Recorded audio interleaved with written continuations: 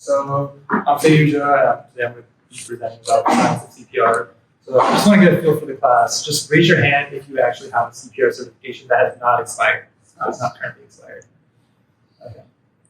Okay, cool. So today I'm not going to give an AHA course lesson about this. I'm not going to teach you CPR, but I am going to share some primary research to you guys to hopefully convince you to go get certified, even though CPR itself is not perfect as it is. So to start off, let's go over what the basics of CPR is. I'm sure all of you guys know what it is, but it's an emergency procedure you give to someone who is in cardiac arrest, right? So if you lose a pulse, you're going to have to perform those 3 interventions that I'm going to go over in a little bit. But essentially, the heart stops. It's not. You don't confuse it with a heart attack, because a heart attack is a plumbing problem of the heart, whereas a cardiac arrest is a electrical problem. So that's when does not beat at all. And the 3 interventions that you perform when you do CPR, first of all, compressions. Obviously, you guys all know that. It's when you're pumping the heart for that person with your 2 hands. And then defibrillation, when you put on those 2 pads that you guys may have learned about, that will deliver a shock to that person to restart their electrical conduction system of their heart. And then airway management, that's essentially when you give them air or O2 with a variety of different ways. And so there are a lot of reasons why someone can go into cardiac arrest. The 2 most common ones that I'm going to go over today is cardiac compromise and trauma. And with cardiac compromise, this is most common in people that are older than the age of 35, and this is because of long-term development of cardiovascular disease from poor diet, stress, things like that. And there's a lot of research out there that really studies CPR in depth and studies the survival rate, the efficiency, and a lot of them present different data in different ways. But most of them agree upon one thing, and that's if you go into cardiac arrest due to a cardiac compromise, you have a 30% chance of obtaining what's called ROS, which is return spontaneous circulation, which is essentially you lose your pulse, you get it back. That's ROS right there. And the one thing that I want you guys to get out of that number is the fact that it's not very high, right? You think how glorified it is in TV shows and movies. You think it'd be a lot higher, but it's actually not. So when you go into cardiac arrest, for medical professionals, that odds are really stacked against them. And some other interesting data points that I want to share with you is that 9% of people who get CPR actually get discharged. So between you getting your pulse back and you making it to the hospital, a lot of people don't make it during that time. And then 8% of people live after 1 year. And a lot of that has to do with the deficits that that doing CPR has on the body. You're pumping someone's heart manually, right? So that takes a lot of trauma on the heart. So a lot of people develop deficits, and then they manifest a year or so.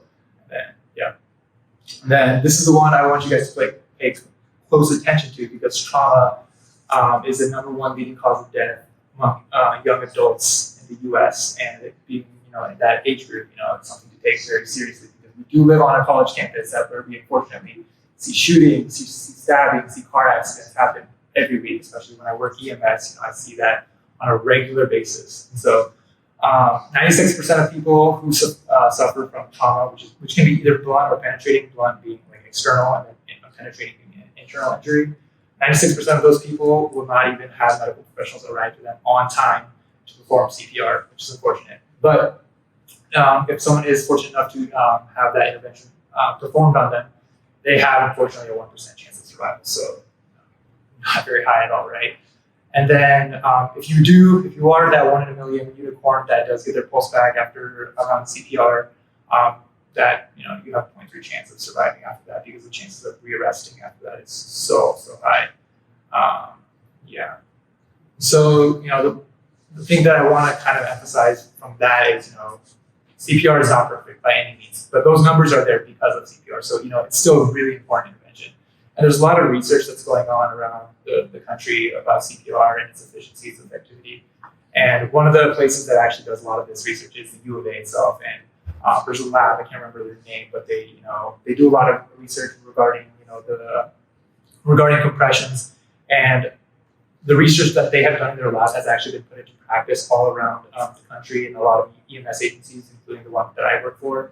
And the major one that they have figured out lately is compression only CPR. And this one is essentially, when you take your AHA classes, you're going to be taught 30 compressions to 2 breaths. So you're going to pump someone's heart 30 times and then give them 2 rescue breaths. And what studies have shown is that that is not at all the most effective way of actually resuscitating someone. And what studies have shown is that when you focus solely on compressions, only pumping someone's heart, you actually increase the rate of survival. And the study that is shown right there has actually been done by the U of A. They found some numbers and they showed that in 2018 there was a 3-time increase in the number of survivors that received CPR than compared to 2017. So focusing on that, is the data shows that it's way more effective, but it's obviously not going to be taught to you in your American Heart Association classes. And I also want to add that the reason why this works so well or more efficiently should make sense physiologically, right? You can give someone all the air in the world they want, but if you're not pumping their blood from their heart, which is the medium in which air travels through, you're not going to perfuse their organs properly. And so there's no surprise on how that actually works. And so a lot of good research that comes out of the U of A about this, and I think they're doing a lot more with other things like anaphylaxis, strips, and stuff like that. It's a big thing here at the U of A. And so, just want to leave you guys off with, hopefully that was really convincing for you guys to get CPR certified, even though it's not perfect. You're not going to learn the compression-only CPR. It's still really important. A lot of people have had their life saved from getting CPR. And so you might be telling yourself, hey, it's $80, it's so expensive. But you guys are fortunate enough to have an EMS agency on your campus that actually offers CPR classes for half the price. So you're going to be paying $80 for an AJ class, you're going to be paying $35 to take from us. So it's a super sweet deal. I recommend taking it. And yeah.